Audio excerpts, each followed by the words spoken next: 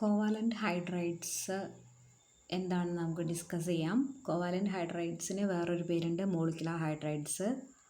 Hydrogen P block എലമെൻസുമായിട്ട് combine ചെയ്തുണ്ടാകുന്ന ഹൈഡ്രൈഡ്സിനെയാണ് നമ്മൾ കോവാലൻ്റ് ഹൈഡ്രൈഡ്സ് എന്ന് പറയുന്നത്. വളരെ ഫെമിലിയറായ ഹൈഡ്രൈഡുകളാണ്. മീഥെയിൻ, വാട്ടർ, NH3, HCl ഇതെല്ലാം കോവാലൻ്റ് ഹൈഡ്രൈഡുകളാണ്. ആ പേര് സൂചിപ്പിക്കുന്നത് പോലെ തന്നെ കോവാലൻ്റ് ബോണ്ടാണ് ഇതിലെല്ലാത്തിലും ഉള്ളത്. ഈ എല്ലാ ഹൈഡ്രൈഡുകളിലും covalent ബോണ്ടാണുള്ളത്.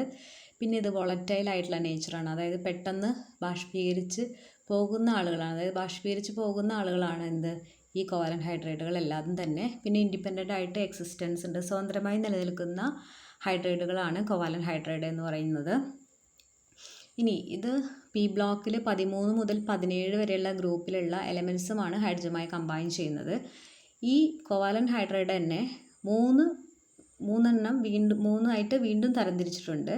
Electron rich hydrides, electron precise hydrides and electron deficient hydrides. അപ്പോൾ നമുക്ക് ആദ്യം ഇലക്ട്രോൺ ഡെഫിഷ്യൻറ്റ് ഹൈഡ്രൈഡ് നോക്കാം. 13ാമത്തെ ഗ്രൂപ്പിലെ എലമെൻറ്റ്സ് ഹൈഡ്രജനുമായിട്ട് കമ്പൈൻ ചെയ്തുണ്ടാകുന്ന ഹൈഡ്രൈഡുകളാണ് ഇലക്ട്രോൺ ഡെഫിഷ്യൻറ്റ് ഹൈഡ്രൈഡ്. അതിൽ ആദ്യത്തെ 3 എലമെൻസിൻ്റെ ഹൈഡ്രൈഡുകൾ നമ്മൾ പഠിച്ചാൽ മതി. എന്താണ് ബോറോൺ ഹൈഡ്രൈഡ് അല്ലേ, BH3, AlH3, aluminium hydride, gallium hydride, GaH3 കേട്ടോ. അപ്പോൾ ഇതെന്തുകൊണ്ടാണ് ഇലക്ട്രോൺ ഡെഫിഷ്യൻ്റ് ആണെന്ന് വിളിക്കാൻ കാരണം, നമുക്കത് BH3 എടുത്തിട്ട് നമുക്ക് നോക്കാം. ഇതിൽ ഒരു എക്സാമ്പിൾ എടുത്ത് നോക്കാം. അപ്പോൾ ബോറോൺ B സെൻട്രൽ ആറ്റമായിട്ട് എഴുതാം അല്ലേ. B നമുക്കറിയാം അല്ലേ, കെമിക്കൽ ബോണ്ടിങ്ങിൽ പഠിച്ചിട്ടുണ്ട് BH3 അല്ലേ. B സെൻട്രൽ ആറ്റം, പിന്നെ ഹൈഡ്രജൻ എഴുതി കഴിഞ്ഞു.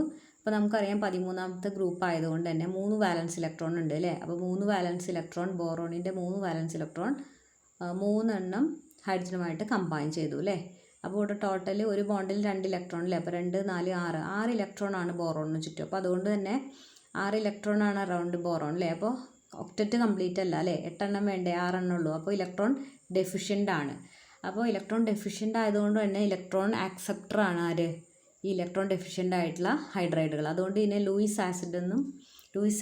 It act as Lewis acid. കാരണം എന്താ, ഡ്യൂ ടു ഇലക്ട്രോൺ ഡെഫിഷ്യൻ്റ് അല്ലേ. ഇലക്ട്രോൺ ഡെഫിഷ്യൻ്റ് ആണ്, ഒക്ടറ്റ് കംപ്ലീറ്റ് അല്ല. അതുകൊണ്ട് ഇലക്ട്രോൺ പെയർ ആക്സെപ്റ്റ് ചെയ്യാൻ കഴിയും. അതുകൊണ്ട് ഇലക്ട്രോൺ ഡെഫിഷ്യൻ്റ് ഹൈഡ്രൈഡുകൾ ലൂയിസ് ആസിഡുകളാണ്. ഇനി അടുത്തത് ഇലക്ട്രോൺ പ്രിസൈസ് ആയിട്ടുള്ള ഹൈഡ്രൈഡുകളാണ്. ഇലക്ട്രോൺ പ്രിസൈസ് ഹൈഡ്രൈഡ് 14ാമത്തെ ഗ്രൂപ്പിലെ പി ബ്ലോക്ക് എലമെൻറ്റ് ഹൈഡ്രജനുമായി കമ്പൈൻ ചെയ്തുണ്ടാകുന്ന ഹൈഡ്രൈഡുകളാണ് ഇലക്ട്രോൺ പ്രിസൈസ് ഹൈഡ്രൈഡ്. പേര് സൂചിപ്പിക്കുന്നത് പോലെ തന്നെ ഇലക്ട്രോൺ കൃത്യ എണ്ണാണുള്ളത്. അപ്പോൾ നമുക്കൊരു എക്സാമ്പിൾ വെച്ച് പരിശോധിക്കാം. CH4 നമുക്കറിയാം അല്ലേ, അതിൻ്റെ എന്താണ് സ്ട്രക്ചറൊക്കെ നമുക്കറിയുന്നതാണ് അല്ലേ, ടെട്രാഹീഡ്രൽ സ്ട്രക്ചറാണ്. അപ്പോൾ 4 ഹൈഡ്രജനുമായിട്ട് ലിങ്ക് ചെയ്തു. അപ്പോൾ 14ാമത്തെ ഗ്രൂപ്പിലെ ആളായതുകൊണ്ട് 4 വാലൻസ് ഇലക്ട്രോൺ ആണ് അല്ലേ. അപ്പോൾ 4 വാലൻസ് ഇലക്ട്രോൺ ഹൈഡ്രജനുമായിട്ട് കമ്പൈൻ ചെയ്തു അല്ലേ. 4 വാലൻസ് ഇലക്ട്രോൺ ഹൈഡ്രജനുമായിട്ട് കമ്പൈൻ ചെയ്ത് ബോണ്ട് ഉണ്ടാക്കി. അപ്പോൾ ഇവിടെ 2, 4, 6, 8. അപ്പോൾ ടോട്ടൽ ഇവിടെ 8 ഉണ്ട് അല്ലേ. ഒക്ടറ്റ് കംപ്ലീറ്റ് ആണ് അല്ലേ. കാർബൺ ചുറ്റും 8 ഇലക്ട്രോൺ ആണ്. സോ ഒക്ടറ്റ് കംപ്ലീറ്റ് ആണ്. അപ്പോൾ ഇലക്ട്രോൺ പ്രിസൈസ് ആണ്, ഇലക്ട്രോൺ കൃത്യ എണ്ണാണുള്ളത് അല്ലേ.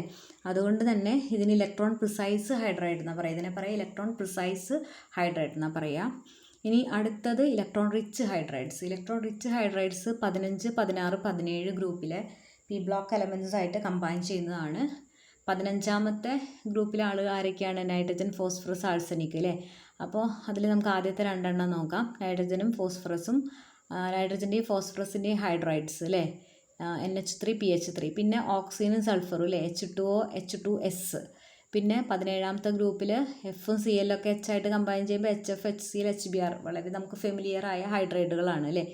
അപ്പോൾ എന്തുകൊണ്ടാണ് ഇത് ഇലക്ട്രോൺ റിച്ച് ആണെന്ന് പറയാൻ കാരണം, നമുക്ക് ഈ ഗ്രൂപ്പിൽ നമുക്ക് എടുത്ത് നോക്കാം. 15ാമത്തെ ഗ്രൂപ്പിൽ അല്ലേ, നൈട്രജൻ്റെ ഹൈഡ്രൈഡ് അമോണിയ അല്ലേ, അമോണിയാണ്. അപ്പോൾ നൈട്രജൻ 15ാമത്തെ ഗ്രൂപ്പിലെ ആളാണ്. അപ്പോൾ 5 വാലൻസ് ഇലക്ട്രോൺ, 5 എണ്ണത്തിൽ 3 ഹൈഡ്രജനുമായി കമ്പൈൻ ചെയ്ത് 3 NH ബോണ്ട് ഉണ്ടാക്കി കഴിഞ്ഞു. ബാക്കി 2 ഉണ്ട് അല്ലേ. 5 എണ്ണത്തിൽ 3 പോയാൽ പിന്നെ ബാക്കി 2 ആണ് അല്ലേ, 2. അപ്പോൾ ഒരു ലോൺ പെയർ ആണുള്ളത്. പിന്നെ ബാക്കി അപ്പോൾ ഒരു ലോൺ പെയർ. അപ്പോൾ ഈ ഒരു ലോൺ പെയർ ഉള്ളതുകൊണ്ട് തന്നെയാണ് ഇത് ഇലക്ട്രോൺ റിച്ച് എന്ന് പറയാൻ കാരണം. അതായത് ഇലക്ട്രോൺ കൂടുതലാണ് അല്ലേ, ബോണ്ടിങ്ങിൽ ഏർപ്പെടാതെ തന്നെ 2 ഇലക്ട്രോൺ നിൽക്കുന്നുണ്ട്. അപ്പോൾ അത് ഇലക്ട്രോൺ റിച്ച് ഹൈഡ്രൈഡുകളാണ്. ഇനി 16ാമത്തെ ഗ്രൂപ്പിലെ ആൾ അല്ലേ, ഓക്സിജനാണ്. 16ാമത്തെ ഗ്രൂപ്പിലെ ആൾ ഓക്സിജൻ. അപ്പോൾ ഓക്സിജൻ 16ാമത്തെ ഗ്രൂപ്പ് ആയതുകൊണ്ട് 6 വാലൻസ് ഇലക്ട്രോൺ ആണ് അല്ലേ, 6 എണ്ണമാണ്. അതിൽ 2 എണ്ണം ഹൈഡ്രജനുമായി ചേർന്ന് ബോണ്ട് ഉണ്ടാക്കി, ബാക്കി 4 എണ്ണം അല്ലേ, 4 എണ്ണം അല്ലേ. അപ്പോൾ 2 4, അപ്പോൾ 2 ലോൺ പെയർ അല്ലേ, ഇവിടെ 2 ലോൺ പെയർ ഉണ്ട്, 2 ലോൺ പെയർ. അപ്പോൾ 2 ലോൺ പെയർ ഉണ്ട്. അപ്പോൾ അവിടെ ബോണ്ടിങ്ങിൽ ഏർപ്പെടാതെ 2 ലോൺ പെയർ ഉള്ളതുകൊണ്ട് അതും ഇലക്ട്രോൺ റിച്ച് ആണ്. അപ്പോൾ ഇലക്ട്രോൺ റിച്ച് ഹൈഡ്രൈഡ് ആണ് H2O അല്ലേ. അതുപോലെ തന്നെ നമുക്ക് HF നോക്കാം. ഈ ഗ്രൂപ്പിൽ ഒരാൾ നോക്കാം, HF എടുക്കുകയാണെങ്കിൽ നമുക്കറിയാം 17ാമത്തെ ഗ്രൂപ്പിലെ ആളായതുകൊണ്ട് 7 വാലൻസ് ഇലക്ട്രോൺ, 7 എണ്ണത്തിൽ ഒരെണ്ണം ഹൈഡ്രജനുമായി ചേർന്ന് ബോണ്ട് ഉണ്ടാക്കി അല്ലേ. ഹൈഡ്രജൻ്റെ ഒരു ഇലക്ട്രോൺ, ഫ്ലൂറിൻ്റെ ഒരു ഇലക്ട്രോൺ അല്ലേ. അപ്പോൾ HF ബോണ്ട് ഉണ്ടായി. ബാക്കി ഇവിടെ 6 ഇലക്ട്രോൺ ഇല്ലേ, ഫ്ലൂറിൻ്റെ 7 ഇലക്ട്രോണിൽ ഒരെണ്ണം ഹൈഡ്രജനുമായി ചേർന്ന് ബോണ്ട് ഉണ്ടാക്കി, ബാക്കി 6 എണ്ണം ഉണ്ടല്ലോ. 6 എണ്ണം എന്ന് പറഞ്ഞാൽ 3 ലോൺ പെയർ ആണ് അല്ലേ. ബോണ്ടിങ്ങിൽ ഏർപ്പെടാതെ നിൽക്കുന്ന ഇലക്ട്രോണിനെയാണ് നമ്മൾ ലോൺ പെയർ എന്ന് വിളിക്കുക, ഏകാർദ്ധ ജോഡി ഇലക്ട്രോണുകൾ എന്ന് പറയും. അപ്പോൾ 3 ലോൺ പെയർ ഉണ്ട്. അപ്പോൾ ഇതും ഇലക്ട്രോൺ റിച്ച് ആണ്.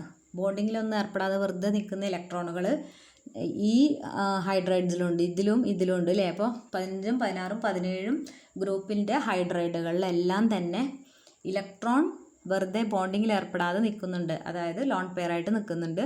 അതെല്ലാം ഇലക്ട്രോൺ റിച്ച് ആണ്. അതുകൊണ്ടാണ് അതിന് ഇലക്ട്രോൺ റിച്ച് ഹൈഡ്രൈഡ് എന്ന് വിളിക്കാൻ കാരണം. അപ്പോൾ കോവാലന്റ് ഹൈഡ്രൈഡ്സ് സാധാരണ ഒരു എസ്സേ ക്വസ്റ്റ്യൻ ആയിട്ട് ചോദിക്കാറുണ്ട്. അപ്പോൾ നമ്മൾ ഈ 3 ക്ലാസ്സും അതിൻ്റെ എഴുതണം. ഏതൊക്കെയാണ്? Electron rich hydride, electron precise hydride, electron deficient hydride. അതിൻ്റെ എല്ലാ എക്സാമ്പിൾ അറിഞ്ഞിരിക്കണം.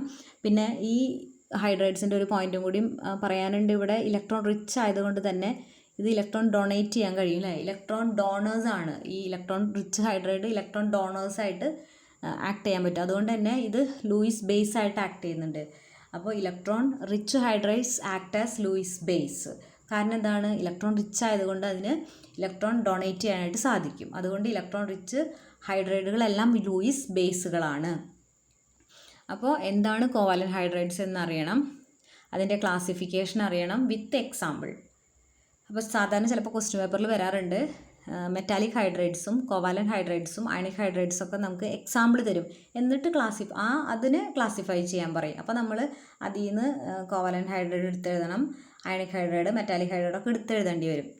അപ്പോൾ അതുകൊണ്ട് ഇതിൻ്റെ എല്ലാത്തിൻ്റെയും എക്സാമ്പിൾ ഉൾപ്പെടെ നമ്മൾ അറിഞ്ഞിരിക്കണം.